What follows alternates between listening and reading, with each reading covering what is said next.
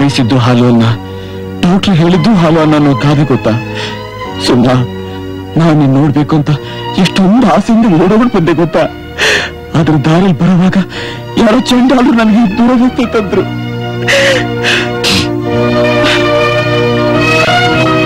ಜೀವನದ ಓಟ ಎಷ್ಟೊಂದು ವೇಗ.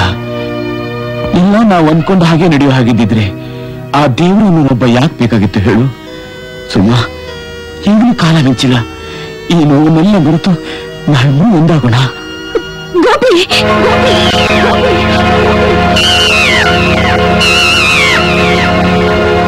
ಹೌದು ಸುಮಾ, ಅವತ್ ನೀನೇ ನನ್ ಸೇರ್ಬೇಕು ಅಂತ ಎಷ್ಟೊಂದು ಆಸೆ ಪಟ್ಟೆ. ಆದ್ರೆ ನಾನು ತುಡುಪಟ್ಟೆ. ಅದನ್ನೆಲ್ಲ ಮರೆತು ನಾನ್ ನಿನ್ನವನಾಗ್ಬೇಕು ಅಂತ ಹೀಗೆ ಎಷ್ಟೊಂದು ಆಸೆ ಪಡ್ತಾ ಇದ್ದೀನಿ ಗೊತ್ತಾ ಸುಮಾ? ಆದ್ರೆ ಯಾವ ಹೃದಯನ ನೀನು ಪ್ರೀತಿಸಿದ್ಲು ಅದೇ ಹೃದಯನ ಬೇರೆ ಸಹಿತ ನಿಮ್ ತಂದೆನೇ ಕಿತ್ತು ಹಾಕ್ಬಿಟ್ರು. ಹೌದು ಸುಮಾ, ಪ್ರೇಮಿಗಳು ಒಂದಾಗೋದಕ್ಕೆ ಈ ಸಮಾಜ ಖಂಡಿತ ಬಿಡೋದಿಲ್ಲ ಅನ್ನೋ ಮಾತು ಸತ್ಯ. ಅವತ್ತು ನಮ್ಮ ಪ್ರೇಮ ಪ್ರಕರಣ ಇಡೀ ಊರಿಗೆ ಗೊತ್ತಾಗಿ ಗಲಾಟೆ ಆದ ದಿನ ಅಜ್ಜಿ ತಲೆಗೆ ಪೆಟ್ಟಾಗಿ ನೋವು ತಡಿಲಾರ್ದು ತೀರ್ಕೊಂಡ್ಬಿಟ್ರು. ಅದೇ ರಾತ್ರಿ ನೀನು ನನ್ನನ್ನು ಹುಡ್ಕೊಂಡು ಬಂದೆ. ಆಗ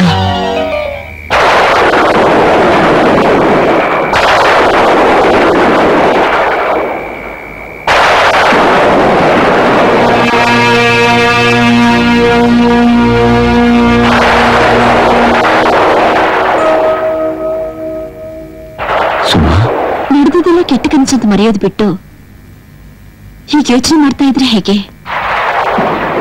ತಗೊಂಡು ಊಟ ಮಾಡಿ. ಇದನ್ನ ತಗೊಂಡು ಹೋಗಿ ನಿಮ್ ತಂದೆ ಕೊಡು. ಆಗ್ಲೇ ಊಟ ಮಾಡಿದ್ರೆ ಅವ್ರ ಬಾಯಿಗೆ ತುರುಕ್ ತಿನ್ಸು. ಚೆನ್ನಾಗಿ ಊಟ ಮಾಡಿ ಅವ್ರ ಹೊಟ್ಟೆ ತಣ್ಣಗಿರ್ಲಿ. ಗೋಪಿ, ಪ್ರೇಮಿಯನ್ನು ಬೇರ್ಪಡಿಸೋದು ಈ ಸಮಾಜದಲ್ಲಿ ಯುಗಾಂತರದಿಂದ ನಡೆದು ಬಂದಿರೋ ತಾನೆ. ಅದಕ್ಕೆ ಯೋಚನೆ ಮಾಡ್ತೀರಾ? ನಿಮ್ಮ ವಿಷಯದಲ್ಲಿ ನಾನು ಹಾಗಾಗೋದು ಬಿಡಲ್ಲ. ಆವೇಶದಿಂದ ಮಾತಾಡ್ಬೇಡ ಸುಮಾ.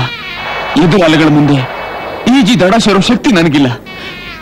ನನ್ ಪಾಡಿ ನಾನು ಬಿಟ್ಬಿಡು. ಪ್ರೀತಿಸಿದ ಮೇಲೆ ಯಾವ ಪ್ರೇಮಿನ ಈ ಮಾತನ್ನು ಹೇಳ್ಬಾರ್ದು. ಅಷ್ಟು ಸುಲಭವಾಗಿ ನಾನು ಮರ್ತ್ಬಿಡು ಅಂತಿರಲ್ಲ. ಸರಿನಾ? ಇಷ್ಟೆಲ್ಲ ಆದ್ಮೇಲೂ ನಿಮ್ಮನ್ನು ಹುಡ್ಕೊಂಡು ಬಂದಿದ್ದೀನಿ ಅಂದ್ರೆ ಯಾತಕ್ಕೆ ಅಂತ ಯೋಚನೆ ಮಾಡಿದ್ದೀರಾ? ನೋಡಿ, ಈ ಕ್ಯಾರಿಯರ್ ಅಲ್ಲಿ ನಮ್ಮ ತಾಯಿ ನನ್ನ ಮದ್ವೆಗೆ ಅಂತ ನಾನು ಮಾಡಿಸಿಟ್ಟಿದ್ ಒಡವೆನೆಲ್ಲ ತಂದಿದ್ದೀನಿ. ಹೇಗೂ ಇವತ್ತು ರಾತ್ರಿ 10 ಗಂಟೆ ಟ್ರೈನ್ ಬರುತ್ತೆ. ನಾವಿಬ್ರು ದೂರ ಹೋಗಿ ಸುಖವಾಗಿದ್ಬಿಡೋಣ. ಹೇಳು ಸುಮಾ, ಅಜ್ಜಿ ತೀರ್ಕೊಂಡಿನ್ನೂ ಒಂದಿನ ಕೂಡ ಕಳೆದಿಲ್ಲ. ನನ್ ಮಾತು ಕೇಳು. ನನ್ನ ಮರೆತು ನಿಮ್ ತಂದೆ ನೋಡಲು ಹುಡುಗ ನೀನು.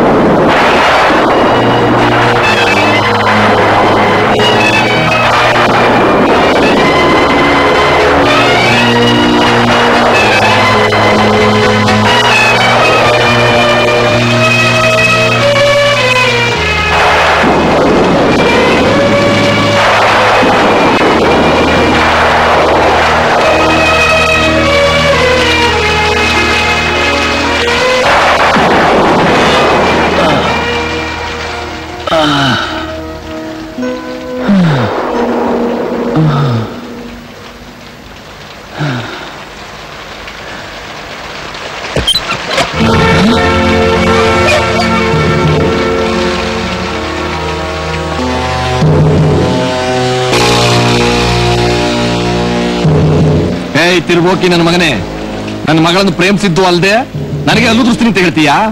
ನಿನ್ನ ತುಂಡು ಕತ್ತರಿಸಿ ನಾಯಿ ನರಗಳಿಗೆ ಬಿಸಾಕೋ ಶಕ್ತಿ ನನಗಿದೆಯೋ ನೋಡ್ತೀಯಾ? ನೀನ್ ಅವಳನ್ನು ಪ್ರೇಮಿಸ್ಬಿಟ್ಟೆ ನೋಡು. ಅದಕ್ಕೆ ನಾನು ಬಂದು ನಿನ್ ಕಾಲ್ ತೊಳೆದು ಹೆಣ್ಣು ಕೊಡಬೇಕು ಅಲ್ಲ? ಏಯ್, ಗುಡಿಸಲ್ ಮನೇಲಿ ಇಲ್ದೆ ತಪ್ಪಿಸ್ಕೊಂಡ್ಬಿಟ್ಟೆ. ಇಲ್ದೆ ಹೋಗಿದ್ರೆ ನೀನ್ ಮಾಡಿರೋ ತಪ್ಪಿಗೆ ನಿನ್ ಮನೆಗೆ ಬೆಂಕಿ ಹಚ್ಚಿ ಭಸ್ಮ ಮಾಡ್ಬಿಡ್ತಿದ್ದೆ. ಏಯ್, ಇವನ್ ನನ್ನ ಮಗಳನ್ನ ಪ್ರೇಮಿಸಿದ ತಪ್ಪಿಗೆ ಇದೇ ಪಂಜರಿಂದ ಚುಚ್ಚಿ ಚುಚ್ಚಿ ಇವನು ಹೃದಯನ ಛಿದ್ರ ಛಿದ್ರ ಮಾಡಿ ಯಾವ್ದಾದ್ರೂ ದೂರದ ಊರಿಗೆ ಎಳ್ಕೊಂಡೋಗಿ ಬಿಸಾಕ್ ಬಂದ್ರು.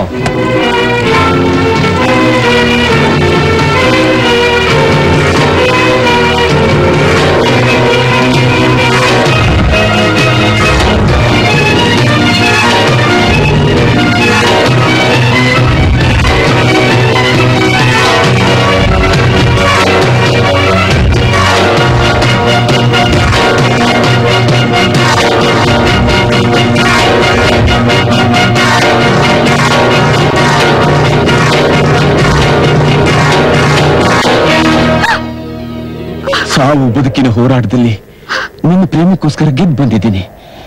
ನಾನು ಹೃದಯ ಕಳ್ಕೊಂಡಿರಬಹುದು, ಆದ್ರೆ ನೀನು ನನ್ನ ದೇಹದ ಕಣಕಣದನ್ನು ತುಂಬಿಕೊಂಡಿದ್ಯಾ. ಇನ್ನಾದ್ರೂ ನಾವು ಅದೇ ಪ್ರೇಮಿಗಳಾಗಿ ಒಂದಾಗೋಣ. ಅದೇ ಜನ್ಮದಲ್ಲಿ ಸಾಧ್ಯವಿಲ್ಲ. ಸುಮಾ, ಸುಮಾ,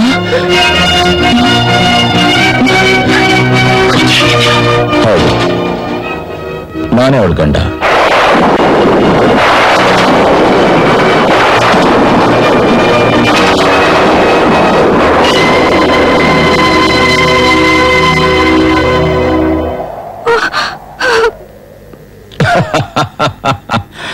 ಗಾಬರಿ ಆಗ್ಬೇಡಿ. ಪ್ರೀತಿಸಿದ ಮೇಲೆ ಪ್ರೇಮಿಗಳು ಒಂದಾಗ್ಲೇಬೇಕು. ನಿಮ್ಮಿಬ್ರಿಗೆ ಸರಿಯಾದ ತೀರ್ಪನ್ನ ನಾನು ಕೊಡ್ತೀನಿ.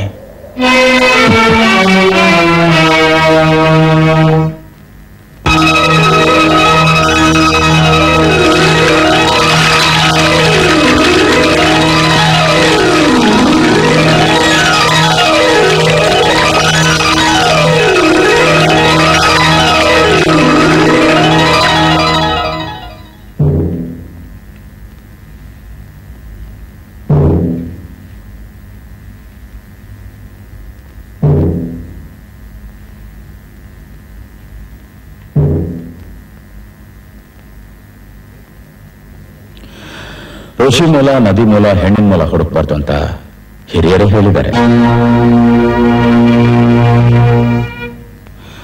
ಯಾಕೆಂದ್ರೆ ಋಷಿ ಮೂಲ ಗೊತ್ತಾದ್ರೆ ಅವ್ರ ಮೇಲಿರೋ ಭಕ್ತಿನೇ ಹೊರಟೋಗುತ್ತೆ. ನದಿ ಮೂಲ ನೋಡಿದ್ರೆ ಅದ್ರ ಗೌರವ ಕಡಿಮೆ ಆಗುತ್ತೆ. ಇನ್ನು ಹೆಣ್ಣಿನ ಮೂಲ ಹುಡುಕಕ್ ಹೋದ್ರೆ ಅವಳ ಮೇಲಿರೋ ಪೂಜ್ಯ ಭಾವನೆ ಕಡಿಮೆ ಆಗುತ್ತೆ. ಮನುಷ್ಯ ಹುಟ್ಟೋದು ಸಾಯೋದು ಒಂದೇ ಸಾರಿ. ಅದರ ಮಧ್ಯೆ ಇರೋ ಜೀವನನ ತನ್ನ ಆತ್ಮ ತೃಪ್ತಿ ಪಡುವಾಗಿ ಅವನೇ ಸೃಷ್ಟಿಸ್ಕೋಬೇಕು. ಯಾಕೆಂದ್ರೆ ಇದ್ರಲ್ಲಿ ಏನೇ ಹೆಚ್ಚು ಕಡಿಮೆ ಆದ್ರೂ ಅದಕ್ಕೆ ಅವನೇ ಜವಾಬ್ದಾರ.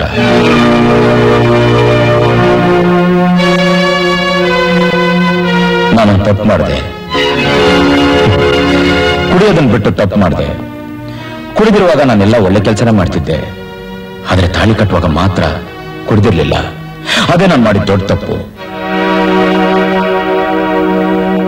ತಪ್ಪು ಎಲ್ಲರೂ ಮಾಡ್ತಾರೆ.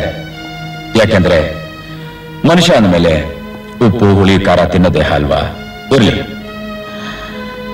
ನನಗೆ ನಿನ್ ಮೇಲೆ ಅನುಮಾನ ಯಾವತ್ತು ಬಂತು ಗೊತ್ತಾ? ನಿನ್ನಂತ ಒಳ್ಳೆ ಹುಡುಗಿನ ಮದುವೆ ಆದ್ನಲ್ಲ ಅನ್ನೋ ಸಂತೋಷಕ್ಕೆ, ಮತ್ತೆ ನನ್ನ ಜೀವನದಲ್ಲಿ ಯಾವತ್ತು ಸಾರಾಯ ಕುಡಿಯಲ್ಲ ಅಂತ ಪ್ರಮಾಣ ಮಾಡಕ್ಕೆ ಅದೇ ಸಾರಾಯ ಅಂಗಡಿಗೆ ಹೋಗಿದ್ದೆ.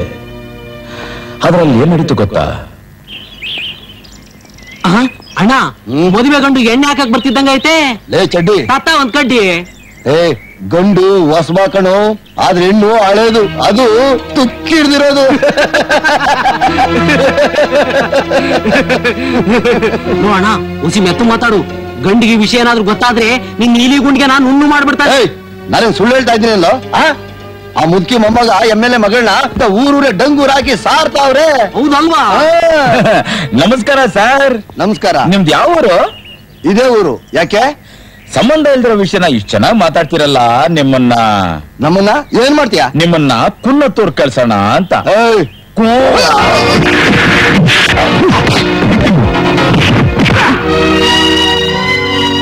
ಇದೇ ನಡೆದಿತ್ತು. ಅದಕ್ಕೋಸ್ಕರನೇ ಆದಷ್ಟು ನಿನ್ನಿಂದ ದೂರ ಇರ್ಬೇಕಂತ ಪ್ರಯತ್ನ ಪಟ್ಟೆ. ಆಮೇಲೆ ಅದನ್ನೆಲ್ಲ ಮರೆತು ನಿನ್ ಜೊತೆ ಬಾಳ್ಬೇಕಂತೂ ಆಸೆಪಟ್ಟೆ. ಏನ್ ಮಾಡೋದು, ಇದು ಆ ವಿಧಿಗೆ ಇಷ್ಟ ಇಲ್ಲ ಅಂತ ಕಾಣುತ್ತೆ. ಅದಕ್ಕೆ ಮತ್ತೆ ನೀನ್ ಹಳೆ ಪ್ರೇಮನ ಕರ್ಕೊಂಬಂದು ನಿನ್ನ ಹತ್ರನೇ ಬಿಟ್ಟ. ನೀನ್ ಹೇಳೋದು ಹೇಗಿದೆ ಅಂದ್ರೆ ಒಂದ್ಸರಿ ಶ್ರೀರಾಮ ಒಂದು ಜಿಂಕೆನ ಬೆನ್ನಟ್ಟಿ ಬಾಣ ಬಿಟ್ನಂತೆ.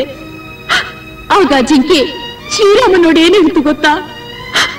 ರಾಮ, ಕಾಡಲ್ಲಿ ನಮ್ಗೆ ಏನಾದ್ರು ತೊಂದ್ರೆ ಆದ್ರೆ ಶ್ರೀರಾಮಚಂದ್ರ ನಮ್ಮನ್ನ ಕಾಪಾಡು ಅಂತ ಕೇಳ್ಕೊತಾ ಇದ್ವಿ. ಆದ್ರೆ ಈಗ ನೀನೇ ನಮ್ಮನ್ನ ಕೊಲ್ತಿರುವಾಗ ಇದನ್ನ ಯಾರತ್ರ ಹೇಳೋದು ಅಂತ ಕೇಳ್ತಂತೆ. ನನ್ನ ಕಥೆನೂ ಹಾಗೆ. ಯಾವ ತಪ್ಪು ಮಾಡದೆ ಈ ನರಕ ಅನುಭವಿಸ್ತಿದ್ದೀನಿ. ದಯವಿಟ್ಟು ನನ್ನ ಸ್ವಲ್ಪ ಅರ್ಥ ಮಾಡ್ಕೊಳ್ಳಿ. ಅಂದ್ರೆ ಇಷ್ಟೆಲ್ಲ ನಡೆದ ಮೇಲೂ ನೀನು ಒಪ್ಕೊಂತೀಯ? ಹಾಗಲ್ಲ, ನಡೆದಿರೋ ತಪ್ಪು ತಪ್ಪಲ್ಲ. ಸಾಮಾನ್ಯವಾಗಿ ವಯಸ್ಸಿಗೆ ಬಂದಿರೋ ಎಲ್ಲಾ ಹೆಣ್ಮಕ್ಳ ಜೀವನದಲ್ಲೂ ನಡೆಯುವಂತ ಘಟನೆ ಇದು. ನೀವು ತಿಳ್ಕೊಂಡಿರೋ ಹಾಗೆ ನಾವಿಬ್ರು ಯಾವ ವಿಷಯದಲ್ಲೂ ದುಡುಕಿಲ್ಲ. ನೀವು ಕೈ ಮುಗಿದು ಕೇಳ್ಕೊಳ್ತೀರಿ, ಹಳೇದನ್ನೆಲ್ಲ ನೆನ್ಸ್ಕೊಂಡು ನಿಮ್ಮ ಈ ಪವಿತ್ರವಾದ ಹೆಂಡತಿನ ದೂರ ಮಾಡಬೇಡಿ. ಹಾಗಾದ್ರೆ ಯಾರು ಪವಿತ್ರ ಯಾರ ಅಪವಿತ್ರ ಅಂತ ನಾನು ಪರೀಕ್ಷೆ ಮಾಡೇ ಬಿಡ್ತೀನಿ. ಎಲ್ಲಿ ನೀನ್ ಕೈ ಕೊಡು ಸುಮಾ, ಕೈ ಕೊಡು.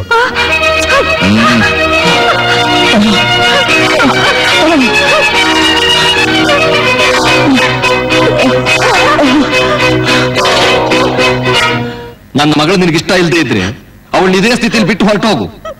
ಅವಳು ಸಾಯೋವರೆಗೂ ಅವಳು ನಮ್ಮ ಮನೇಲಿ ಇಟ್ಕೊಂಡು ಸಾಕೋ ಶಕ್ತಿ ನನಗಿದೆ. ಅದು ಬಿಟ್ಟು ಗೊತ್ತು ಗುರಿ ಇಲ್ಲದೆ ಇರೋ ಯಾವನ ಕೈನೂ ಇಳಿಸಿ ನನ್ನ ಮಾನ ಮರ್ಯಾದಿನ ಕಳಿಬೇಡ. ನಿನ್ನ ಮಾನ ಬೇರೆ ಇದೆಯಾ? ಅದು ಇದ್ದಿದ್ರೆ ಆಸ್ತಿ ಅಂತಸ್ತು ಜಾತಿ ಮತ ನೋಡದೆ ನನ್ನ ಮಗಳನ್ನ ಹಿಂದೆ ಕೊಟ್ಟು ಮದುವೆ ಮಾಡ್ತಿದ್ದೆ. ಅವಂದಾಗಿರ್ಲಿ, ನಿನ್ ವಿಷಯಕ್ಕೆ ಬರೋಣ. ನಿನ್ ಮದ್ವೆ ಗೊತ್ತು ಮಾಡಿದ ದಿನಾನೇ ಊರವರೆಲ್ಲ ಏನಂದ್ರು ಗೊತ್ತಾ? ಅವನೊಬ್ಬ ದೊಡ್ಡ ಕುಡ್ಕ, ಹೋಗಿ ಹೋಗಿ ನಿಮ್ ಮಗಳನ್ನ ಅವನಿಗೆ ಯಾಕೆ ಕೊಡ್ತೀರಾ ಅಂತ. ಹೌದು, ನಾನು ಕುಡ್ಕ, ಆದ್ರೆ ನೀನು ಕೆಡ್ಕ. ಎರಡು ಜೀವಗಳು ಒಂದಾಗಕ್ ಬಿಡದೆ ಈ ತ್ರಿಶಂಕ ಸ್ಥಿತಿಗೆ ತಂದಿದ್ಯಲ್ಲ, ಇದು ನ್ಯಾಯನಾ? ನಾನ್ ಮಾಡೋದೇ ಹಾಗೆ. ಒಂದ್ ಕೆಲಸ ಮಾಡು, ನನ್ನ ಮಗಳು ನಿನಗೆ ಹಿಡಿಸದೆ ಹೋದ್ರೆ ಕೋರ್ಟ್ಗೆ ಹೋಗಿ ಡೈವರ್ಸ್ ಮಾಡ್ಕೊ.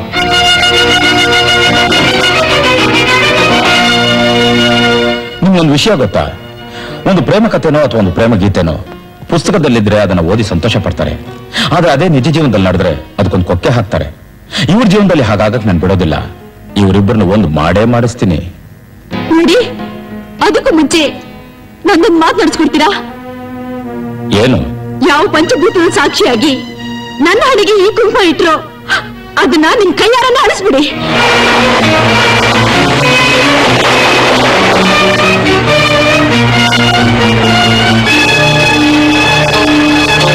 ಅಗ್ನಿ ಸಾಕ್ಷಿಯಾಗಿ ಕಟ್ಟಿದ ಈ ತಾಳಿನ ನಿಮ್ ಕೈಯಿಂದಾನೆ ಕಿತ್ತಾಕ್ಬಿಡಿ.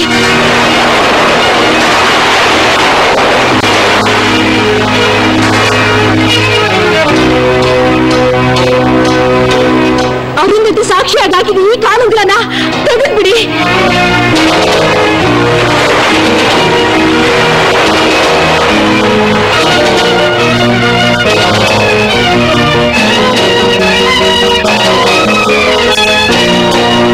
ಇಷ್ಟೇ ತಾನೆ? ಈ ಮಾತು ನಾನು ಮೊದಲೇ ಹೇಳಿದ್ರೆ ತೊಂದರೆನೇ ಇರ್ತಿರ್ಲಿಲ್ಲ. ಆಯ್ತು, ನೀನ್ ಹೇಳಿದಾಗೆ ಮಾಡ್ತೀನಿ.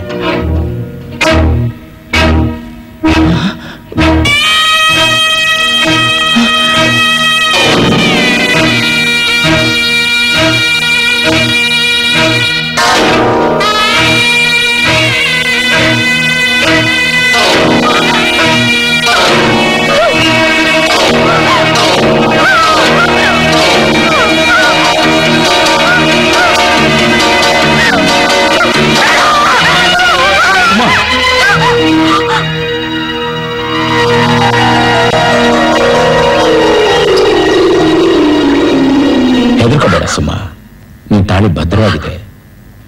ಅದನ್ನ ಕಿತ್ತು ಬಿಸಾಕಷ್ಟು ಕೀಳ್ಮಟ್ಟಿಗೆ ನಾನು ಹಿಡಿದಿಲ್ಲ. ಇಷ್ಟೊತ್ತು ನೀನು ಅನ್ಕೊಂಡಿದ್ದಲ್ಲ ಬರೀ ಭ್ರಮೆ. ಸುಮ್ಮ, ರಾಮ ತನ್ನ ಹೆಂಡತಿ ಪತಿವ್ರತ ಅಂತ ಗೊತ್ತಿದ್ರು ಅದನ್ನ ನಿರೂಪಿಸಕ್ಕೆ ಅಗ್ನಿ ಪ್ರವೇಶ ಮಾಡಿಸ್ತಾ. ಈಗ ನಾನು ರಾಮನೂ ಅಲ್ಲ, ನೀನ್ ಸೀತೆನೂ ಅಲ್ಲ. ಯಾವತ್ ನಿನ್ ಕುತ್ತಿಗೆಗೆ ನಾನು ತಾಳಿ ಕಟ್ಟಿದ್ನೋ ಆವತ್ತಿಂದ ನೀನ್ ನನ್ನ ಹೆಂಡತಿ, ನಾನು ನಿನ್ ಗಂಡ. ಅದು ಅಲ್ಲದೆ ಈ ಪ್ರೇಮ ಪರೀಕ್ಷೆಯಲ್ಲಿ ನೀನ್ ಗೆದ್ಬಿಟ್ಟೆ.